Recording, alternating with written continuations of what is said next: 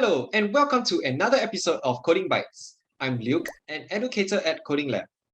In this episode, we will be using App Inventor to create a game called Space Blast, where we will travel in a rocket to the planet Mars. The game will be using the phone's orientation sensor, where we will control the rocket's motion by tilting on the phone. Are you ready? Let's lift off! Here's a demo of what the Space Blast game looks like. So let's hit play and start the game. To control the rocket, all I have to do is to tilt my phone to move the rocket up and down.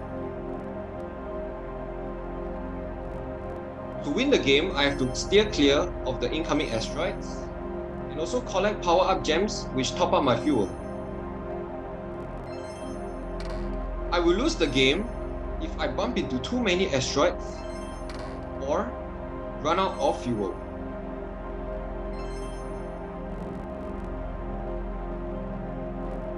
So as you can see, the power-up gem and asteroid appear at different points on the screen, and they also travel towards me at different speeds. So now I only have 2 lives left, and if I hit the asteroid, it is game over. So let's move over to App Inventor, where we can get started on programming the Space Blast game. After you have downloaded the project file, in the App Inventor screen, we click on Projects, click on Import Project for my computer, and click on Choose File. So navigate to your Downloads folder and open the Space Blast Remix project file. Hit Open and click OK. And now we see the game in the designer interface. And now let's start our programming. Our first step is to program the rocket's position. To make it feel that we are traveling through space, we are going to fix the rocket to be on the left side of the screen and make the power-up gem and asteroid travel towards us. So for the rocket, I'm going to set the x-coordinate to be 0, to be on the left side of the screen, and for the y-coordinate, this is going to change based on how much we tilt with the phone.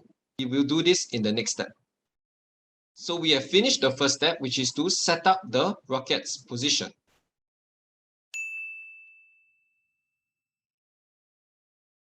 The second step is to set up the rocket's control.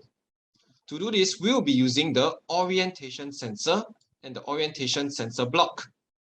The orientation sensor records how much we tilt the phone based on 3 different axes, the azimuth, pitch, and roll.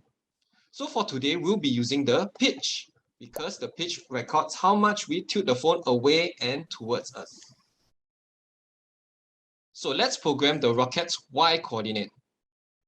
We are going to open up the rocket block and set the y-coordinate of the rocket to be the sum, by opening the math block, the sum of the rocket's y position on the screen, which is the image sprite rocket's y, and the pitch in the phone. The last step we have to do for this is to add the negative block for the pitch. Because if we do not add a negative block, if I rotate the phone away from me, the rocket will travel towards me, which is the wrong direction. So the negative block will help us correct the position. And with this, we have programmed the rocket's control.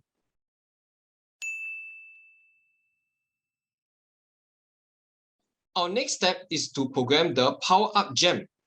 To do this, we'll be creating a procedure called power-up motion, and we'll call this procedure every time you require the power-up gem to move.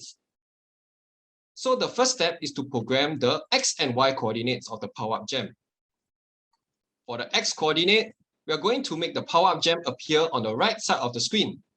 So to do this, we are going to open up the math block and set the power-up gem's coordinate to be at 0.95 of the canvas width. This is so that the power-up gem can appear at the right side of the screen.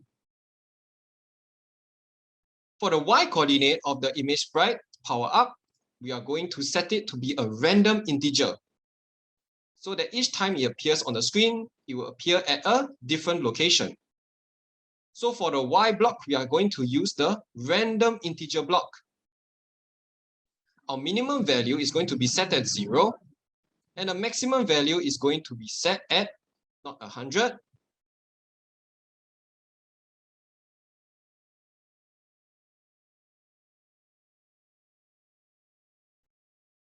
the difference between the height of my canvas and the power-up gem's height.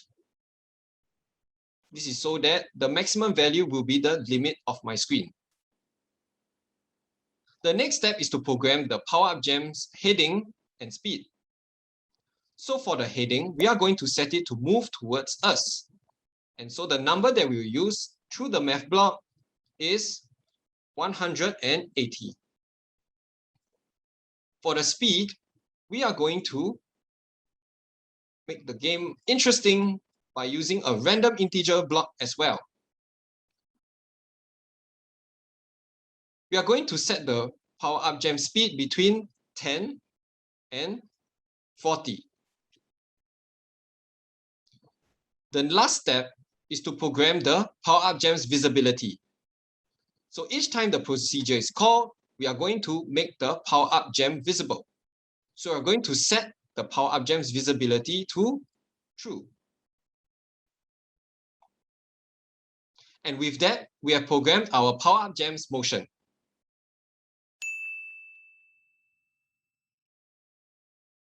The last step is to program our distance remaining to Mars. To do this, we'll be using a clock component to track how much distance we have left, and it decreases over time. So for distance, I'm first going to initialize a global variable. I'm going to call it distance.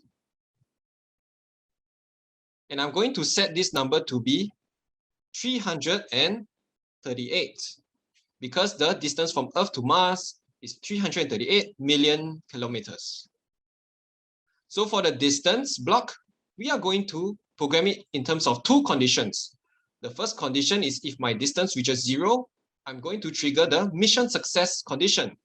If my distance is not 0, I'm going to continue to decrease my distance. So for this to work, I'm going to open up the control and take out the if then else block.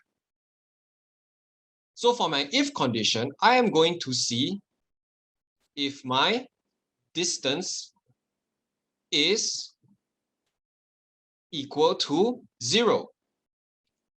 So for the comparator, I use the logic block. So if the distance is 0, I'm going to call a procedure called game win, which makes the you win sprite appear, whereby it will load the image that you win the game, and you also make the power-up gem, asteroid, and rocket disappear. The last step is to program the distance to change if my distance is not equal to 0. So I'm going to open up variables and set my distance to decrease by opening the math blocks and taking out the subtraction block. I am going to set my distance to decrease by the number 4. This means that every half a second, my distance decreases by 4. And for the very last step, we have to update our distance label. So we open up the distance number and set the text to be equal to my distance variable.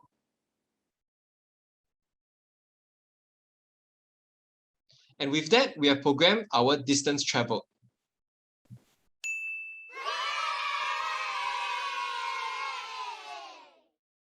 Thank you for watching. I hope you have learned something useful with me today. Do leave us a like if you enjoyed this video and hit the subscribe button to see more Coding Bytes videos.